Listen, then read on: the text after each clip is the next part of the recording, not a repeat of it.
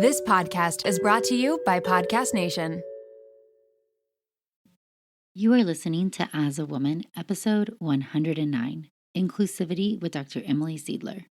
In this episode, we are talking all about what it means to be inclusive and why it is so important. Welcome to As a Woman, the podcast hosted by fertility physician Dr. Natalie Crawford to educate and empower women. Each week, learn about your health, your fertility, and how they relate to your true self. Become a part of the community fostering collaboration over competition while learning how to authentically find your voice and amplify others as a woman. Hi, friends. Welcome back to the As a Woman podcast. I am so excited for this episode. I've been really excited to have it here. So I'm having my friend, Dr. Emily Seidler. She is a reproductive endocrinologist at Boston IVF. She specializes in all aspects of fertility, but has a particular interest in fertility preservation, egg freezing, and LGBTQ family building. Her pronouns are she, her, and hers. And we are going to talk about inclusivity, what it is, what it means, and why it's important. Emily's a rock star. She graduated with honors from the University of Wisconsin. She completed a year-long AmeriCourse program, providing health education to underserved populations. She got her medical degree at Marshall University, and she was president of the American Medical Women's Association. She went on to complete a residency in OBGYN at WashU and her fellowship at Beth Israel Deaconess in Boston. Following fellowship, she took a faculty job at Harvard and sees patients at Boston IVF. I'm so honored that she took the time to share all of her thoughts and experience with us. You're going to love this episode. You can also catch her at Instagram at Emily Seidler, MD. Emily, thank you so much for joining us today. I am so thrilled to have you on the podcast. Oh, thanks, Nat. I'm so excited to be here. I'd love if you would start by just telling everybody how you got into medicine, because I know most of us didn't grow up thinking that we were going to be a fertility doctor. So what is your story and your background? Yeah. So it's kind of a funny story, actually. And there were two sort of cliche aha moments, I would say. So I went to college at University of Wisconsin-Madison. So I'm going to fast forward to there where I was a pre-med. And I knew I wanted to go into medicine. I was like that weird kid who would watch surgery shows like growing up, and my parents were, a little concerned, like she'd either be a serial killer or a physician. And I always liked cooking because I liked, playing with things and cutting things and working with my hands. And so I decided to go into medicine. I was pre-med in college, and freshman year, I took a class called Human Sexuality. And of course, every 18-year-old loved taking that class because it was about sex. And it was kind of a soft science class, so a little easier. And the first day in this very large 500-person lecture hall, they showed a video of an unmedicated birth. So a woman, vaginal delivery, no epidural, and it was quite graphic. She was in a ton of pain. She was screaming. There was blood. There were fluids. I had never seen anything like this ever. And I passed out. Passed out cold. In class, 500-person lecture hall, completely mortifying, right? I mean, I was unconscious, but afterwards, completely mortified. And I come to, all the lights are on, there are people hovered around me, they're worried. I wanted to die, so embarrassed, right? So I leave the lecture hall and immediately, in tears, calling my parents, and I talk to my dad and tell him the story. Like, I can't go into medicine, I can't be a doctor. He said, no, don't be ridiculous. Of course you can. You just can't go into OBGYN. That's the one that's off limits. Yeah, exactly. I'm like, okay, yeah, check. OBGYN off the list. Okay. Fast forward, and, I'm volunteering at a Planned Parenthood. I'm, volunteering doing Sex Out Loud, which is about safer sex, all of sort of the writings on the wall. But in the back of my head, I'm like, I can't go into OBGYN. And then I'm in medical school. And for those of you who don't know, med school is a bit about learning the foundational basics, but a lot about sort of trying on all of the different fields and seeing which one is the right fit. And so, it's funny, Nat, I know, started in emergency medicine and switched over to OBGYN. And I too was an emergency medicine girl and thought that's what I was going to go into. I have an uncle and a cousin who are in emergency medicine. There's actually a lot of similarities, the kind of fast pace, the Mhm. adrenaline and the excitement, working with your hands, making quick decisions. So I thought I would do emergency medicine. I briefly thought about general surgery, maybe even derm. It's kind of funny to think about the things that now would not be the right fit for you. And so I'm a third year med student and I am down in the emergency department to see a consult. And it's, like an old guy with chest pain or something.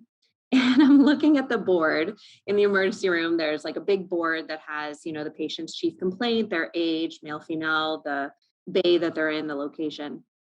And I'm scanning the board looking for the patient I'm supposed to be seeing. And like subconsciously, I'm like, I really only want to see this one, that one, that one. And it's all, of course, like OBGYN type patients. So I want to see the 30-year-old rule out ectopic pregnancy. I want to see the 65-year-old with postmenopausal bleeding. I want to see the 45-year-old with, a heavy period. I don't really want to see the kid with a sore throat. I definitely didn't want to see the old man with the chest pain that was there that I was supposed to be seeing. And I was like, oh crap, I have to do OBGYN. And like the background of this is also, as you know, and anyone who's in medicine, you get a lot of opinions. You get a lot of people sharing opinions they don't need to be sharing, telling you why you shouldn't do X, Y, and Z. And they say, you don't want to do OBGYN. Those women are bitches. Like the field is terrible. Your life will be horrible. Yes, people have so many opinions about OBGYN, like we're the Right? devil. Right? Like terrible. And the malpractice is so high. You'll never have a life. They scare the crap out of you. And so the background of that, plus, passing out, seeing a video of a vaginal delivery, I had been just fighting it and fighting it. And when I finally realized those are my people, those are the patients I am excited to see, and you cannot fight what you're actually excited about, it was a huge moment for me of realization. And I kind of, never turned back. And I knew that OBGYN was for me at that moment. I love that story so much. One, because I relate so much to it with my own journey, but also the first time I saw a surgery, I was an undergrad and there was a pre med program where you could go rotate. I was in Auburn, Alabama, so very small, but we would go rotate with some local doctors. And the first person I ever rotated with was an OBGYN, and they had an ectopic pregnancy that they were doing laparoscopy on. And I passed out in the OR. And I was, oh my gosh, I'll never be a surgeon. Like, Right? obviously, I can't be a surgeon because Yep. of this pass out moment. And then it's funny how, as you said, sometimes those first experiences are nothing like what it's actually like to do the job. So I always tell everybody who's a pre med or a med student, if they pass out in the OR or pass out at the site of graphic imaging or blood, like, that's okay. And so many people have done it. And then you learn to acclimate or know what to expect. And it's always a very different story when you're the person in charge versus an observer, don't you think? Totally. Absolutely. I always say you're never going to pass out when you're driving the car.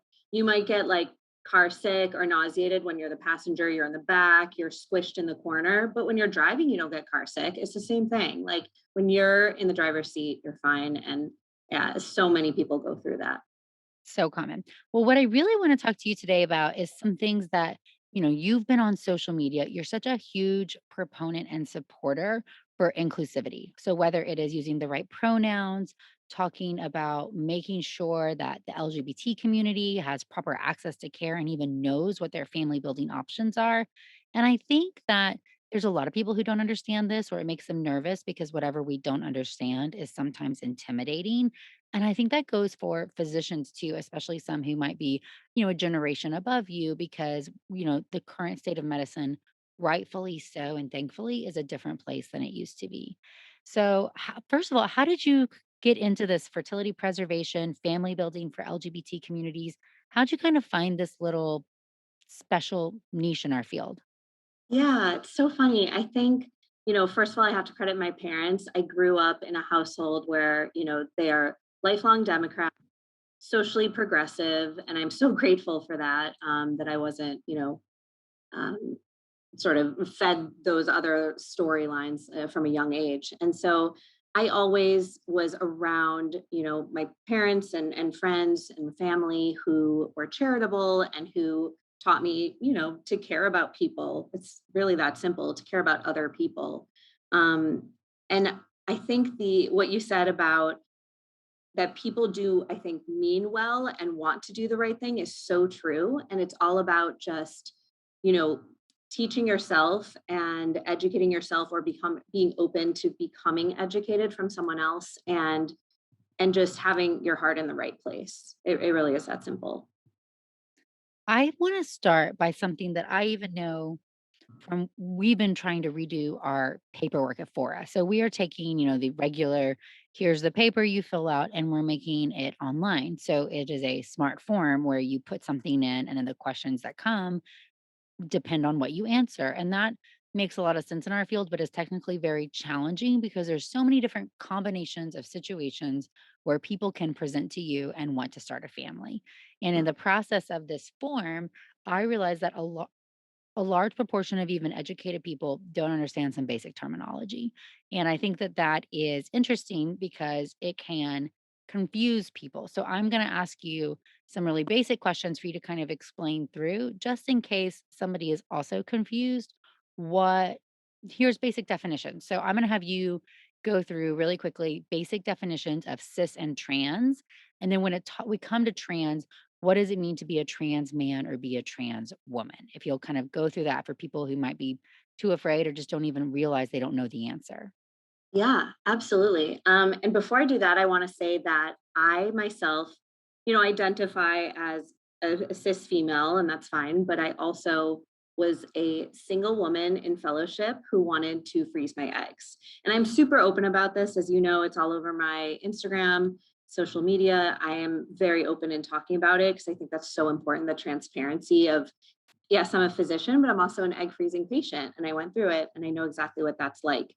And when I, not that long ago, 4 years ago, 3 years ago, froze my eggs, the paperwork was funny to me because it talked about couple, it talked about your male partner. I'm like, what the heck, guys? Like, I'm a single woman, and I'm sure you have lots of other single women coming. And there were a lot of things about your male partner and all of that. So we've made a lot of changes since then. And it's amazing how quickly the field is changing. But as a single woman going through egg freezing, not to the same extent, certainly, but I experienced that feeling of like, wait, are you not including me when you're talking about these patients? Right. The paperwork isn't made for me? Am I not supposed to be a patient here? Am I not included in your normal patients? And you're in the Yeah, field. So isn't that even more shocking in a way? And I think that, there's that's where we really have to change and be adaptable as clinicians, because medicine does change, and nobody intended that paperwork that you filled out to be discriminatory in any way or make you feel bad, totally. Yeah. but it was, right? And, it gave you that twinge. And I think that's where we have to check ourselves and say, oh, I didn't intend for that to be the outcome of this paperwork, but it was. And is that how you want to start a relationship between a physician and a patient? So I really do That's think that, such a good point. yeah, we set the tone for how this relationship's going to be from the very beginning, from the website, from how people handle you on the phone. How do they ask, are you single or do you have a partner? Do they just presume you have a husband, or could you have a wife? And I think that these are little things that, even as the doctor, you don't have complete control over, right? Like, you're not answering the phone. I mean, most of the time, you're not answering the phone. You're not Right. scheduling the patient. You're not asking the screening questions. And so taking control of those things, or understanding how your clinic process what it is, I think that's really important. Yeah, it's huge. And exactly right, Nat. I am probably step 10 that the patient gets to as the physician. They've already talked to the new patient scheduler, maybe my admin. They've filled out paperwork. They've seen the website. I feel really lucky at my clinic at Boston IVF, and I'm in Boston, which is a pretty progressive city. So I feel very lucky. They've been so incredibly, malleable and flexible and wanting to change and adapt and not get defensive, which I think is key, and they want to be inclusive, which is so, so important. So as far as language, and every so often I'll come across a person who says that, like, okay, and why does that matter? Kind of rolls their eyes as if it's, the difference of tomato, tomato, but it's not. It is so important. This language, as you said, it means you are welcome here. You are included. You are who I'm talking to. And we want you here as our patients. We want to take care of you. It really means that much. And so definitions are important, and I'm kind of a stickler for it. I probably annoy people, but I don't care. I'm going to keep doing it I until love you. everyone uses the right language. For example, the definition of sex versus gender. And so when a person is born and what their embryo at the level of a pregnancy that early has sex chromosomes. And so they're either XX, which is typically what we would consider a female, or XY, which is typically what we would consider a male. And there are actually variants of that can be, a normal ongoing pregnancy as well. So that is the sex of the embryo, okay, or the sex of the person. And that's even really important in my field. And it just makes me cringe. I even hear physicians sometimes say the gender of the embryo, and I'm just, And gender selection, people say, do you do gender yes, selection? Of course, we talk about gender reveals, and none of this is gender. This is all sex. And we've actually at Fora talk to our team members, not just us, but like to the nursing staff and the people who interact with patients that don't ask the patients what gender embryo, or they have, or ask, do they know the sex? Do they want to know the sex? And talk about what the difference is, because even, people who are in healthcare don't understand the difference. Like you said, we have physicians saying gender selection. yeah, and exactly. And it is so important though. And the more that educating we do and the more we use the right terminology, the more everyone will adapt that. And these things really matter. The gender of someone is a social construct. It's how they see themselves. It's their identity. Do they identify with male or female or neither or both? And, these things are sort of on a spectrum and are very fluid. And I certainly don't claim to be an expert in it as a cis female. But I want to learn. I'm always learning and I'm very open to it. And I think that's huge. I am the first person to just ask a patient, did I use the right terminology? Is that, if it's a transgender patient, is that what you prefer? Recently, actually, I learned that, I used to say preferred pronouns, and it's really moving towards personal pronouns. And I learned that from a patient. And I love that because I think as long as you're open and you're, open-minded and you're, like I said, heart is in the right place and you want to be inclusive, then you can learn these things and they change with time. And so preferred pronouns makes it seem like it's that person's preference, like they like, blue more than red. It's Right. not. It's a personal pronoun because it's who they are. It's who they identify as, and it's who they are as a person. So yeah, this language thing is, it's not a small thing. It is super important. And then when people are curious in what the difference in cis and trans is. So this is something that I think, more people who are in medicine understand, but I was trying to fill out paperwork and, we were saying certain things like cis female and people didn't understand what it meant. Yeah. So cis, and this is actually a terminology we use in science, like looking at molecules and things. So cis just means on the same side as, essentially, and trans means opposite to, essentially. And so if you think of cis female is sort of the same gender as your sex and it's all sort of aligns, what you would expect. Trans means you perhaps have a gender identity that's different than the sex you were born as. The other thing that gets confusing for people is, does trans male mean they were born female or male? That part. So if someone says they are trans male, they were likely born XX, sort of quote unquote female, but they identify as male. So trans male is how they identify. Trans female identify as female. And another interesting part is the pronouns. You can't assume. I had someone ask me once, oh, so all trans people identify as they, right? And I said, no, not necessarily. And I think a good rule of thumb when you get confused is just ask the person, because there aren't really rules. It's not, oh, this means that, 1 + 1 is 2. Just ask people, how do you like to be called? She, her? Do you like they, him? And everyone has their own preferences. And I know people listening can't see this, but I'm holding up my badge and I have a she, her, hers on my badge. And some of the, more old school docs or faculty are are a little confused by that. Like, yeah, I think I knew you were a she. But the point of the badge is again inclusivity. It's all about inclusivity. It's that is the first thing a patient or someone on staff sees. And they say, oh, okay, Dr. Seidler is tuned into this. She gets it. She is an ally. And that's always the message I want to be putting out there. I think that's one of the most important. All this is so important, but I love that you said by showing your own pronouns, you are wearing a badge, well, in this case, an actual badge, but you are Right. telling the world that you're comfortable talking about pronouns. I want to know your pronouns. I'm okay with whatever you are, however you identify. That is welcome here and in this space. Because I've had some people say, well, I don't need to tell my pronouns because I identify as, what my sex is. It doesn't really matter. But I think it matters to the receiver. The point of sharing your pronouns isn't always for you. It's actually a message that you're sending to other people that they can share their pronouns with you and be welcome with whatever is, received. And I think that that's an important part of why we're starting to see pronouns.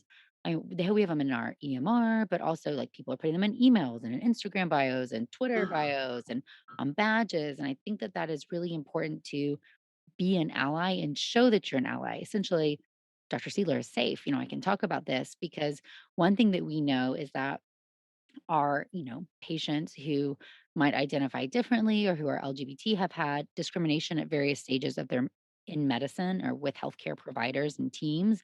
And Yeah. that sometimes makes them really hesitant to want to open up and be transparent about their goals and their life and their story. And our field is so personal. We want to know all that information. So I think opening up that conversation is so important. Oh, 100%. I mean, I could never claim to understand even a fraction of what people of marginalized groups go through. And I know it breaks my heart, but I know that medicine is not a safe place for a lot of people. And I so desperately want to change that. And any little step that we can take to be more inclusive is so important. I used to say, let's talk about alternative paths to family building, but really I've switched because they're not really alternative. They're just the path to family building. And Yes. it is Yes. what fits any person or any couple at any stage of the game, that what is going to make the most sense. And not everything always goes according to plan. Before we jump into all the different family building options, I want to touch on fertility preservation for trans people who may be in the process of transitioning or going to transition. Because one thing that I find is that a lot of people don't understand that this is something they should consider or something they may want to do, and that they may want to do it earlier just because it might be easier for their long term journey. Do you see any people who are undergoing fertility preservation if they're transgender? What's your experience? Yeah, absolutely. And they're some of my favorite patients to take care of. And typically being, an OBGYN trained, I'm more so seeing trans men. So I'm more so seeing people who are born with ovaries and uterus and are transitioning to, a male and want fertility preservation in the form of typically egg freezing. And so, in our world, egg freezing has become or is becoming, more commonplace, and we're seeing it more and more. And I think during the pandemic, I even saw it more than ever, as people are sort of thinking about their future and their family building plans. And I absolutely love what you said, Nat, that this isn't quote unquote alternative or, all of that makes it sound so, weird or something. And it's not, it's just family building comes in lots of different flavors. And this is just one of them. And so seeing patients who want egg freezing prior to potentially getting an oophorectomy or having their ovaries surgically removed as part of their sort of gender affirming treatment is really special that we can offer that now. And egg freezing has come such a long way that it's no longer experimental. It's truly a great thing to offer for, having more options in the future. I've taken care of some transgender people at this transition also. And I always tell, the different doctors in town, I don't actually manage the hormones in the transitional phase, but there are some endocrinologists who do. But I always say, hey, have them come see me for a consult, because if they have a consult about preserving their fertility and they don't want to, great. They've been educated, they made a personal choice that suits them. Awesome.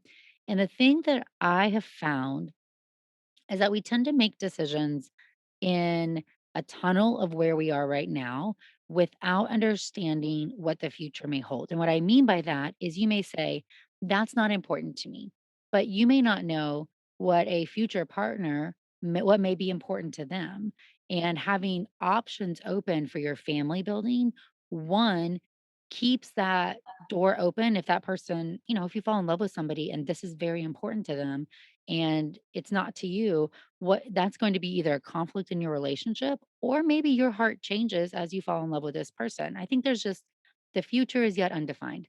So you can make decisions for you. And I tell single women this who are freezing their eggs, you can make decisions for you right now. And you may say, I'm fine not freezing my eggs, even though my AMH is low, because I'm cool with donor eggs later. But your future partner may not be cool with that. And so where does that leave you? And so by having these options, you're keeping more doors open.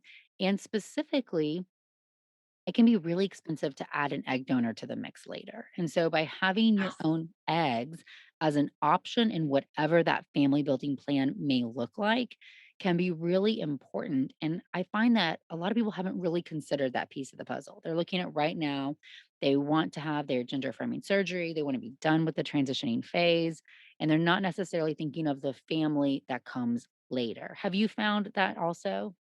Yes, absolutely. And, a lot of these people are young. I wasn't thinking much about this in, my teens or 20s.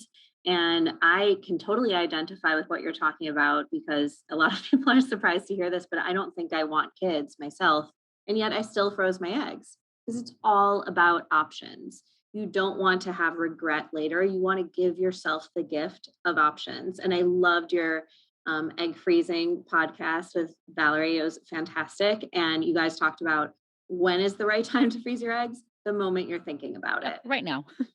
Right now. So if you're, considering that, you deserve the option and you deserve the information, like you said. So just coming for that consult, I am never going to be upset if a patient comes for a consult and doesn't get treatment. I am so happy that they were educated and given all of the possibilities and options.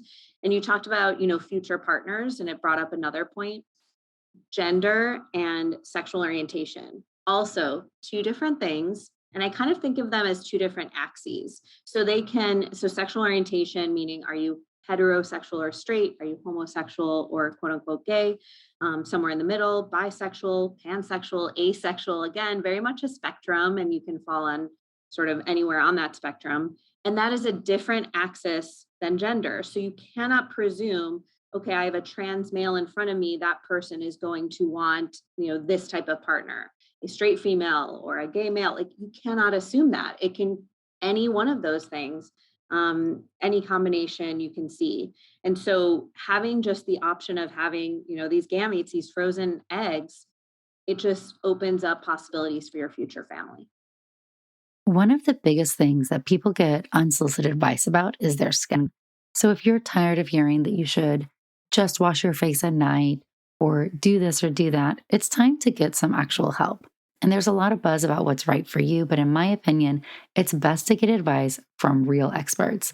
And that's why we're excited to partner with Apostrophe. Apostrophe is an online platform that connects you with an expert dermatology team. It allows you to get customized acne treatment for your unique skin. Through Apostrophe, you can get access to both oral and topical medications, things that are used clinically with proven ingredients to help clear acne. Simply fill out an easy online consultation about your skin goals. You'll have a virtual consultation, and then you'll get your own personalized treatment plan. Personally, I love how simple it was to sign up for your visit, the personalized treatment plan, and access to an expert team. We do have a special deal for the audience. You can get your first visit for only $5 at apostrophe.com/AAW when you use our code AAW. That's a saving of $15. The code is only available to our listeners. So to get started, go to apostrophe.com/AAW, click Get Started. Use the code AAW to sign up, and you'll get your first visit for only $5. Thank you, Apostrophe, for sponsoring this episode.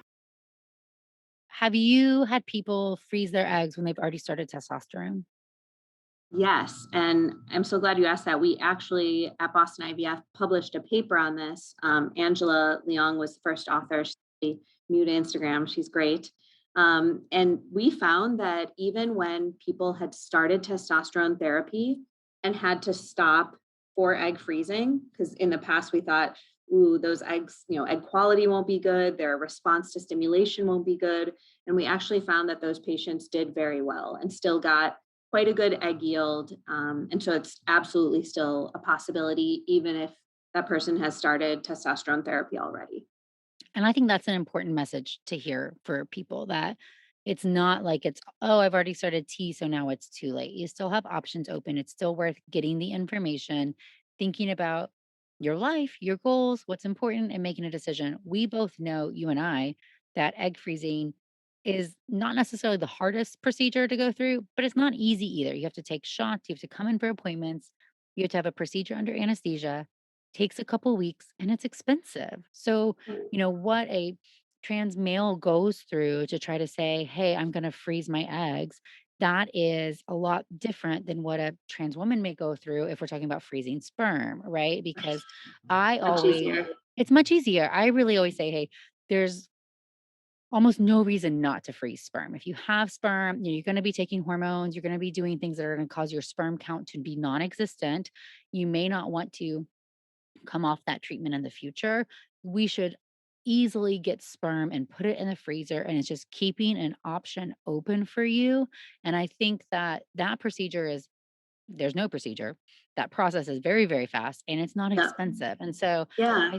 I think that you have to, but the same thing, I've had people say, well, I didn't even know that was an option. Right. So I think Right. Which is just education. heartbreaking, right? That's such a bummer. I mean, just like patients getting cancer treatment and getting chemo or radiation, and they find out after the fact that they could have had egg freezing or at least an egg freezing consult.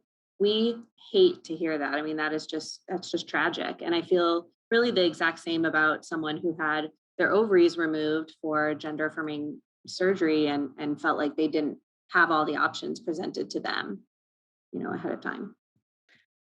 I haven't, but I know there have been cases of, a transgender male carrying a pregnancy. Have you had any patients like this present to you yet? I haven't personally, but I think we all are, familiar with that. Was it Time magazine like years Mhm. ago, before I think we were even in training. And it's just like such a image that's, seared in a lot of people's memories because at the time it was just so radical. But yeah, it's exciting to think about all of these possibilities and supporting them all. I always Have you think that had that? I haven't yet, but I feel like it's gotta be coming soon. I'm really excited. Yeah. Yeah. I love when people present, and that's one of the questions that I ask anybody, whether they're single, they're partnered, what their status is what do you envision your family to look like? So even if we have two females and we're saying, hey, what is the perfect world to you? Because what I find is that everybody has a different vision, and maybe one person's going to do all the carrying the babies, the other person's a support partner. Maybe both people want to use their eggs, they want to share a sperm donor. And I think that it's very important and interesting. I think you said it so great earlier. Don't assume things, but ask. And so by simply saying, hey, what is your vision? What is your goal? What do you want this family to look like? And then how do we sit over here and help you? So, same thing, if you see a trans man, don't just presume, oh, well, he's transitioned, so he's not going to want to carry the baby. Maybe he does. We don't, until you ask, you Right. don't know the answers. And I think that some of this fear from doctors ask, they don't wanna ask the wrong question or offend Right. somebody. So I don't think Totally. it's coming out of the wrong place, but then they assume things and end up being more offensive. So Right. simply saying, what do you envision? What's your perfect family look like? Those open-ended questions can give you a lot of insight into what that family is going to look like. Yeah, absolutely. And I've adopted that phrase of yours, Nat, like what is your goal? So important and applies to so many things. And when it comes to this, I joke that patients sort of our infertility patients who are attempting pregnancy and struggling through fertility treatments. Yes, of course, their goal is pregnancy, But beyond that, their goal is being heard, being listened to, feeling validated, feeling like they are part of the process, feeling like the experience they're going through is not painful, it's not scary. And of course, transgender people feel the exact same way. So, in that vein, it's not just about, okay, let's get those eggs in the freezer. It's about your experience. It's the journey getting there, and it's how did that feel, and how, what was your experience like? And so because of that, I think it's really important that we offer, certain things that maybe wouldn't be obvious for most patients you see. For example, vaginal or transvaginal or internal ultrasounds are like a mainstay of our monitoring and testing. And that may or may not be something a trans man wants or feels comfortable with. And so that's an example of something I would talk to him about at consult. Have you ever had an internal ultrasound? Have you had a PAP with a speculum placed? How do you feel about having that sort of penetration? Are you okay with that? And a lot of times they're not, and they would prefer an abdominal ultrasound. And, I've had patients say to me, I didn't even know that was an option. And that goes for other patients too, patients with a history of sexual trauma, for example. And so having these conversations, can we try to do an abdominal ultrasound?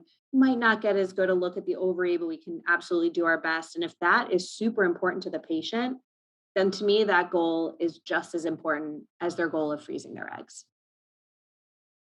I agree with that so much, and I think that that's important is that we make the process as easy as possible for anybody who's a patient, and I always say, "You can handle whatever's in front of you if you expect it, if you know what's coming and you understand the process." So if we don't walk through these are normally vaginal ultrasounds. The procedure is going to be like this. This is how it normally goes. And things that maybe seem really obvious to us don't always seem so obvious to people who the fertility clinic is a very brand new place. It seems very scary. We're talking about body parts maybe we don't always want to talk about. And I think just breaking it down into the very basics is so helpful. And I love that you brought that up.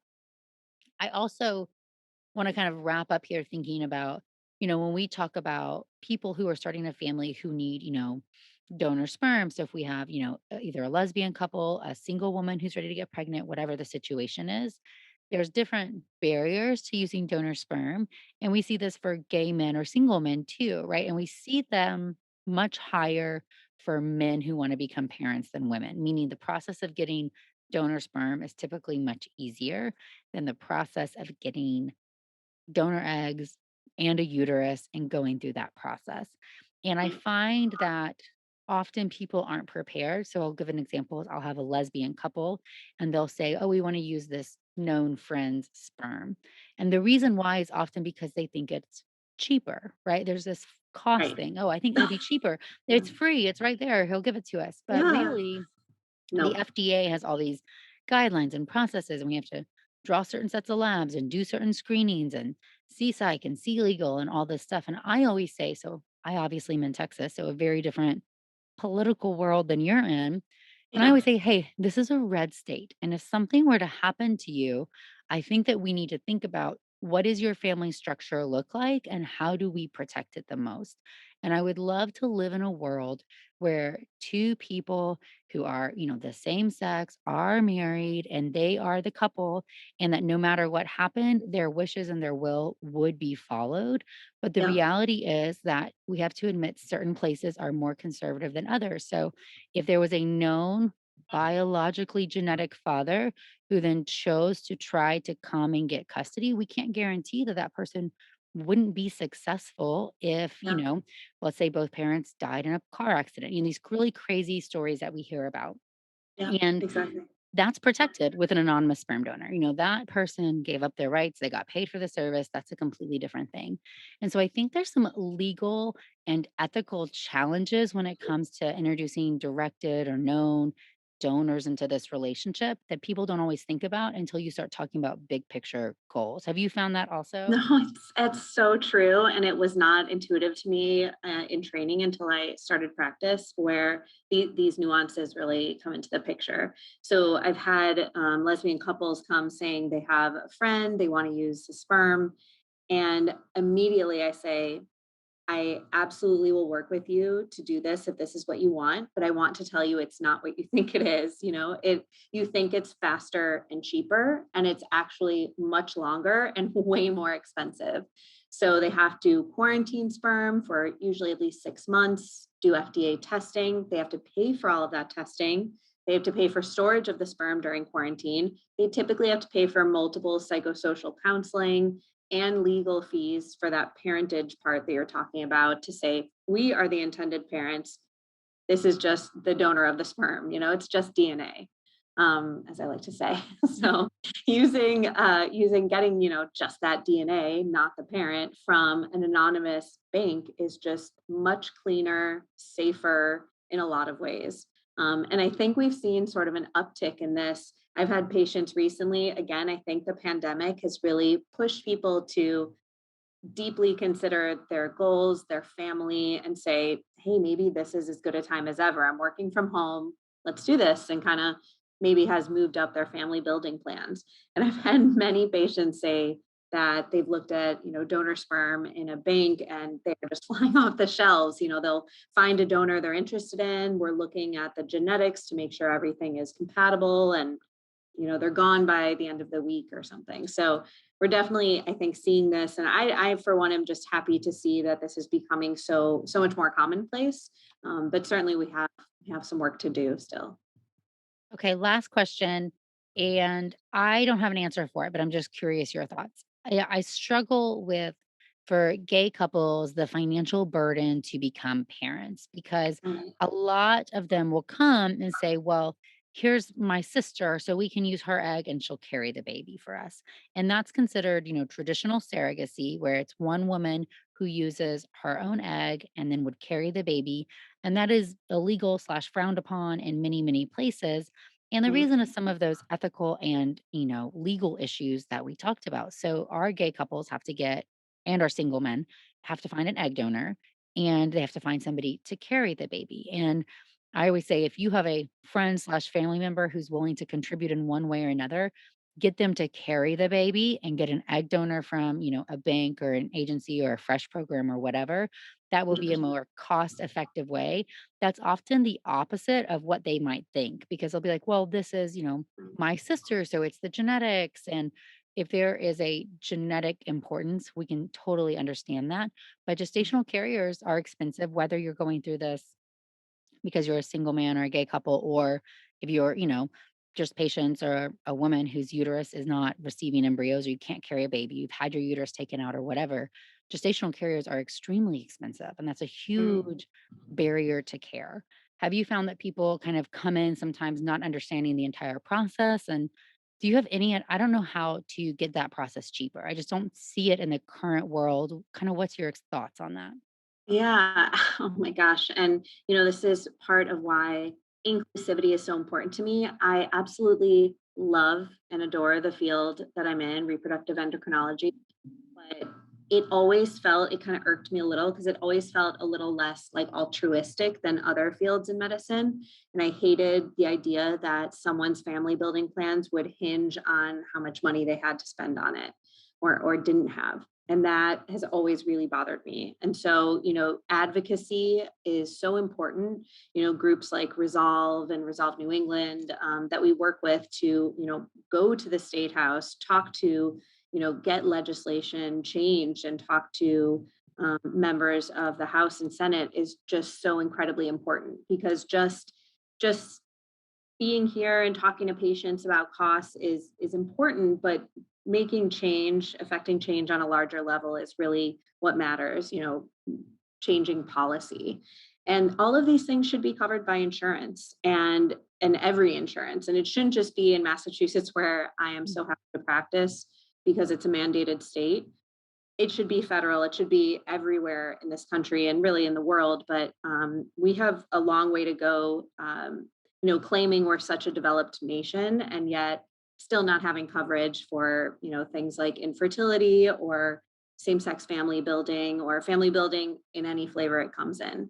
So yes, I mean, I'll step off my soapbox, but yeah, I feel really strongly about that too, Nat. So I think, same-sex male couples who come in, it's really tough compared to a same-sex female couple that might be able to get pregnant with a few $100s for some donor sperm and maybe that's it, versus same-sex male couple are, I think, often shocked to hear that donor egg can be $20,000 to $40,000 or more, and gestational carrier can be $100,000. I mean, and it's an incredibly limited medical resource. So I have a couple right now who's been looking for almost a year for a gestational carrier. I mean, it's brutal.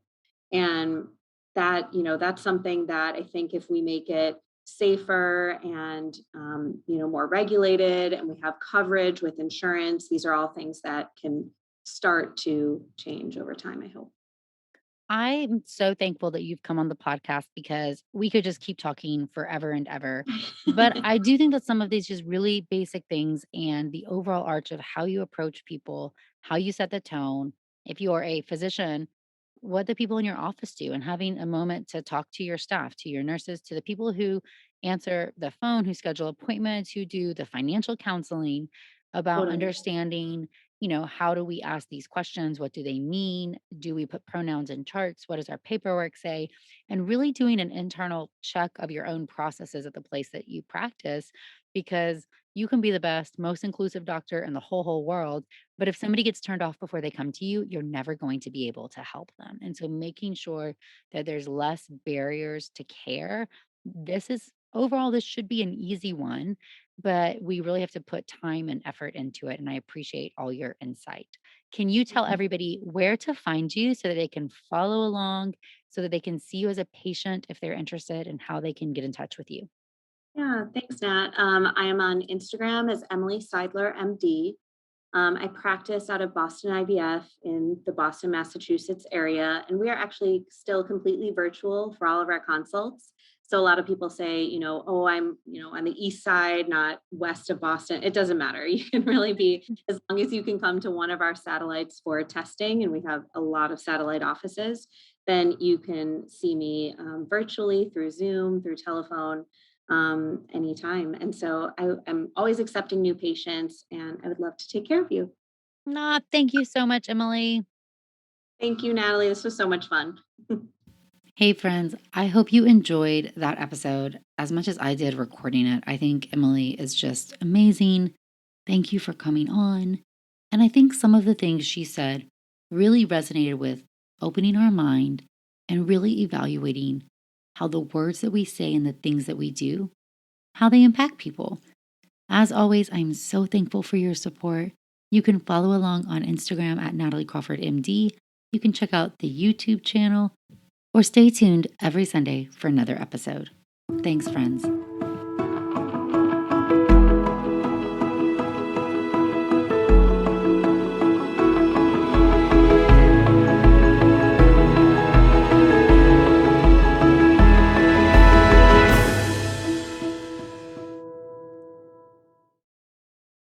My name is Len Webb. And I'm Vincent Williams. We'd like to welcome you to our documentary podcast, The Class of 1989. Over the course of 6 episodes, Vincent and I will examine the importance of 6 Black films that came out in '89 and how they shaped and influenced popular culture, filmmaking, and society in general. Come on, sucker. Let's get it on. New episodes will begin running weekly on March 6th.